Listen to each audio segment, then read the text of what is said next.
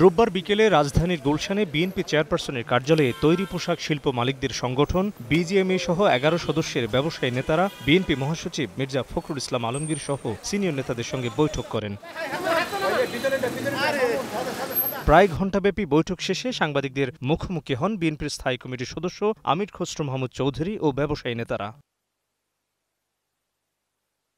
দেশের অর্থনীতি, ব্যবসা, বাণিজ্য, বিনিয়োগের স্বার্থে এলডিসি উত্তরণ স্থগিত রাখা দরকার বলে মনে করে বিএনপি। বিগত দিনে এলডিসি গ্র্যাজুয়েশনের পরিপ্রেক্ষিতে যে স্ট্যাটিস্টিক্সগুলো দেওয়া হয়েছিল এগুলো প্রশ্নবিদ্ধ আছে।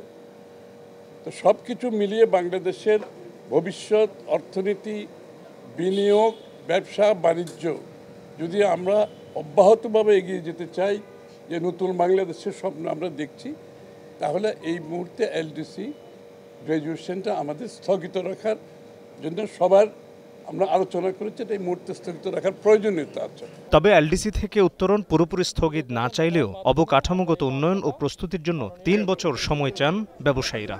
এলডিসি গ্র্যাজুয়েশন আমরা পোস্টপোন করতে চাই না, আমরা ডেফারমেন্ট চাই। সেটাও বলেছি নির্দিষ্ট মাত্র ৩ বছরের জন্য, এবং 3 বছর ডেফারমেন্ট এই জন্য লাগবে, আমরা এখনও প্রস্তুত না। এর মধ্যে একটা আছে ফলসিফাইড যে ডাটার ভিত্তিতে করা হয়েছিল, এটা হচ্ছে মূল বিষয় হচ্ছে আমাদের ইনফ্রাস্ট্রাকচার এখনো রেডি না। এই সময় একটি গ্রহণযোগ্য নির্বাচনের জন্য শুধু ব্যবসায়ীরা নন, বিদেশি বিনিয়োগকারীরাও অপেক্ষায় বলে দাবি আমির খসরু মাহমুদ চৌধুরীর। নির্বাচন না হওয়া পর্যন্ত এবং নির্বাচনের পরবর্তী সময়ে তাদের যে বিনিয়োগের বিষয়টা বাংলাদেশের ব্যবসায়ী এবং বিদেশিরা সকলে অপেক্ষা করছে। একটা নির্বাচনের পরে তারা সিদ্ধান্ত নিয়ে বাংলাদেশে বিনিয়োগ করতে অনেকের উৎসাহ আছে, কিন্তু সবাই অপেক্ষা করছে নির্বাচনের জন্য। এছাড়া বিএনপির সঙ্গে বৈঠকে শ্রমিকের সংখ্যা অনুপাতে 10 থেকে 15% সদস্য নিয়ে ট্রেড ইউনিয়ন কমিটি গঠনের পক্ষে নিজেদের বক্তব্য তুলে ধরেন ব্যবসায়ী নেতারা।